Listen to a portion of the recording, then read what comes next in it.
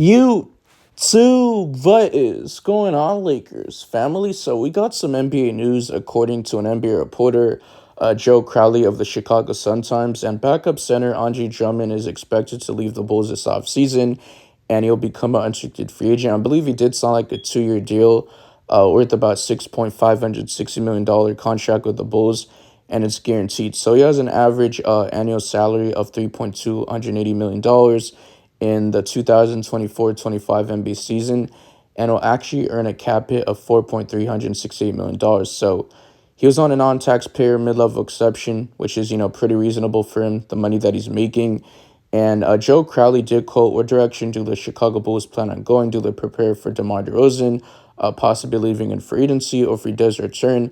The more likely scenario in the draft is a small forward position. Do they grab a big to replace expected vacancy with Andre Drummond looking for a new team, as well as some youth to push a starter, Nikola Vucevic?" So there's some, question marks in, what the Bulls want to do. And Drummond did appear in 79 games out of 82, only missed 3 games. He did average around like 8.4 points per game, 9 rebounds, 0.5 assists, 0.9 steals, 0.6 blocks while shooting close to at least 55.6% from the field and 59.2% from the free throw shooter. So he didn't take no attempts from three. He's not the greatest free throw shooter, doesn't space out the floor. And he's a 2-time NBA All-Star. He recorded 18 double-doubles, which is actually incredible. So he's a double-double machine every season. And the Chicago Bulls almost traded him to the Sixers, but they pulled out of a trade talk in the 2024 NBA trade deadline. But there's, trade interest, including teams like the Lakers, the Celtics, the Mavs, the Suns, and lastly, the Houston Rockets. So the Chicago Bulls, they definitely, missed the playoffs again this year. It's been, disappointing. Second year consecutive, and they're a playing team, right? So the franchise has only made the postseason once since trading Jimmy Butler to the Minnesota Timberwolves back in the 2017 NBA season. Guys, we're in 2024, so that was 7 seasons ago, and they lost to the Milwaukee Bucks in the first round of the 2022 playoffs in 5 games. Gentleman sweep, and to be honest, guys, I feel like, Andre Drummond, he's still one of the best rebounders in NBA history. He has career averages of 12.7 points per game, 12.4 rebounds, 1.2 assists, 1.3 steals, and 1.3 blocks with the Pistons, Cavs, the Lakers, Sixers, the Brooklyn Nets, and lastly, the Chicago Bulls. So they are expected to resign DeMar DeRozan and try to bring him back, and also, trade Zach LaVine this offseason. So basically, they just want to do a salary dump since there's just no market for him, and he's just injury prone. And he requested that he wanted to get traded to the Los Angeles Lakers, but they just had no trade interest in him. So sources did tell Hoops Wire that LaVine will be making around $43 million next season. And I believe he's on like a 5-year contract worth about $215 million. So his contract is, pretty hefty, but the only way I'm willing to get Zach LaVine is if we get an Alex Caruso or an Andre Drummond. But if it's only Zach LaVine, I'll definitely pass.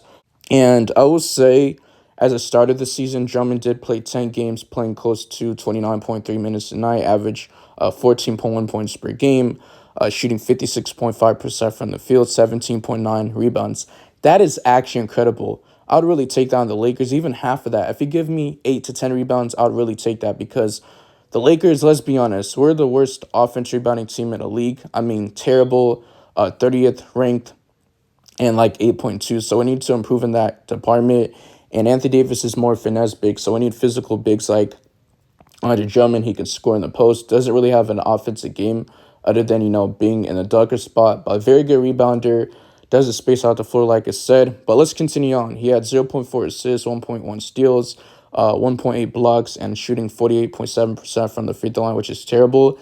But I also have to say that he added 6.5 offensive rebounds and 11.4 defensive rebounds.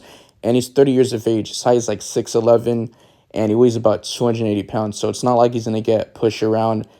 I would definitely, run out with Andre Drummond. I know he was a former Laker back in the 2020-21, season.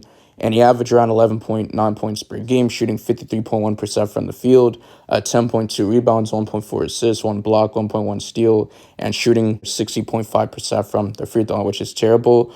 21 games played, 22 starts, and playing close to 25 minutes per game. So he didn't play a full season for the Lakers. And I know I made, past videos about Andre Drummond, how I wouldn't want him back in the Lakers. But now that I think about it, I changed my mind because he didn't really get a fair opportunity. He was just thrown into the fire on the Lakers, and he got injured. He had like a toe injury. And not only that, the Lakers signed him about market. So I am willing to bring him back. Now, I will say the Lakers, they're only going to have the $10 to $15 million full middle of exception, especially if D'Angelo Russell does walk. But if he does come back, then it's going to be very tough to get like a Jonas Valanciunas or a Hardenstein, which I just don't see happening because it's not really realistic, and even a Nuggets Claxton. But that would only leave around $5 million. I believe like the non-taxpayer mid-level exception. But in my personal opinion, I just feel like the draft is the way to go.